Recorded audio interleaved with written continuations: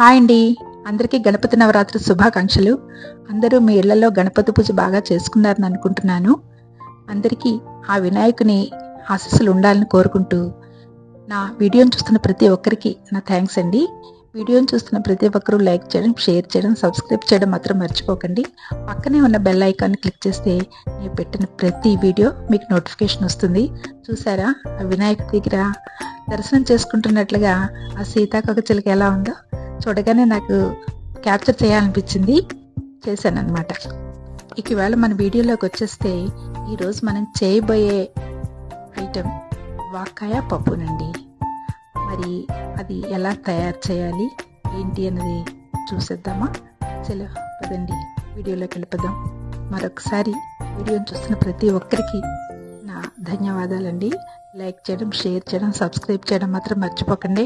మీ encouragement నేను కోరుకుంటున్నానండి. Thank you అండి. వాక్కాయలను తీసుకుని శుభ్రంగా కడిగి ఒక పళ్ళెంలో పెట్టుకుందాం.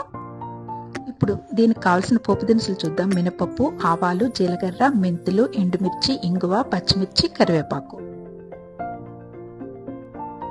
నేను దీన్ని తయారు చేయడానికి పెసరపప్పుని, కందిపప్పుని కలిపి తీసుకున్నానండి. వెల్లుల్లి, పసుపు, ఉప్పు పసుపు కూడా తీసి పక్కన పెట్టుకుందాం.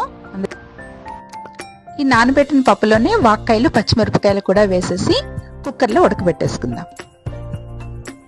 చూసారా, పప్పు ఉడికిపోయింది.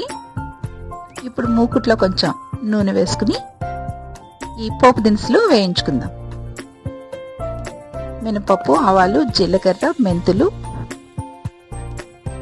వేయించుకుందాం. ఇంగువ వేస్తున్నాను. పోపు ఎప్పుడు చక్కగా వేగితేనే కూరైనా పప్పైనా ఏదైనా రుచి పోపులోనే ఉంటుందండి. ఇప్పుడు ఎండుమిర్చి వేసాను. పోపు వేగిన తర్వాత కొంచెం కరివేపాకు, తర్వాత వెల్లుల్లి వేసే ముందు ఒక్కసారి చితకొట్టి వేస్తే ఆ ఫ్లేవర్ పప్పుకి అంతటికి అంటే మంచి రుచి వస్తుంది, మంచి వాసన కూడా వస్తుంది. వెల్లుల్లి ఆప్షన్ అండి, ఇష్టమైన వాళ్ళు వేసుకోవచ్చు, లేతే లేదు. తర్వాత ఉడకబెట్టిన పప్పు ఉంది కదా, వేగిన పోపులో వేసేసుకోవాలి. మనం ఆల్రెడీ కుక్కర్లోనే వాక్కాయ, పచ్చిమిర్చి, పప్పు కలిపి ఉడకబెట్టేసాం కదా, చక్కగా ఉడికిపోయింది. ఆ ఉడికిపోయిన పప్పుని పోపులో వేసేసుకుందాం. వాక్కాయలు మాత్రం కడిగిన తర్వాత ఒక్కసారి తరిగి అందులో ఉండే గింజను మాత్రం తీసేసుకోవాలండి. వాక్కాయ ప్రయోజనాలు మనం ఇంతకుముందు వీడియోలో కూడా చెప్పుకున్నాం. షుగర్ని కంట్రోల్ చేస్తుంది, మంచి హై విటమిన్ సి ఉంది. ఈ పద్ధతిలో మీరు కూడా ఒకసారి ట్రై చేసి చూడండి. హెల్త్ బెనిఫిట్స్ చాలా ఉన్నాయి వాక్కాయలో. కొంచెం నీళ్లు వేసుకుందాం పప్పు పలుచగా అవటానికి. చూస్తున్నారు కదా, అలాగే పసుపు, ఉప్పు కూడా వేసేసుకుందాం. గుమగుమలాడుతుందండి, మంచి వాసన వస్తుంది, మంచి హెల్త్ బెనిఫిట్స్. పప్పులో మనకి ప్రోటీన్స్ ఉంటాయి. వాక్కాయలోను పచ్చిమిరపలో కూడా విటమిన్ సి ఉంటుంది. వేసిన అన్ని ఇంగ్రీడియంట్స్ కూడా హెల్త్ బెనిఫిట్స్ ఉన్నవే. ఇలా ప్రతి ఐటమ్ మన ఇంట్లో చేసుకు తింటేనే మన హెల్త్ బాగుంటుందండి. చూస్తున్నారు కదా, పప్పు ఉడికిపోయింది. ఒక్క 2-3 మినిట్స్ ఉడకపెట్టిన తర్వాత ఇప్పుడు డిష్ అవుట్ చేసేసుకుందాం.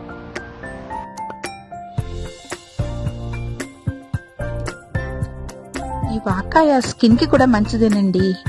ఇమ్యూనిటీని బాగా బూస్ట్ చేస్తుంది. విటమిన్ సి ఉంది కదా, ఇమ్యూనిటీ కూడా బాగా బూస్ట్ అవుతుంది. ఇప్పుడు కొంచెం కొత్తిమీర తీసేసుకుని కొత్తిమీర చల్లుకుందాం. అంతేనండి, వాక్కాయ పప్పు రెడీ. వేడి అన్నంలో చక్కగా నెయ్యి వేసుకుని తింటే, పక్కన అప్పడాలు, వడియాలు, జనరల్గా పప్పుల్లో అప్పడాలు, వడియాలు చాలా బాగుంటాయి. చూసారు కదా, థ్యాంక్స్ అండి. నా వీడియోని చూసిన ప్రతి ఒక్కరికి నా థ్యాంక్స్. లైక్ చేయడం, షేర్ చేయడం, సబ్స్క్రైబ్ చేయడం మాత్రం మర్చిపోకండి. థ్యాంక్ యూ అండి. Thank you so much. Bye bye.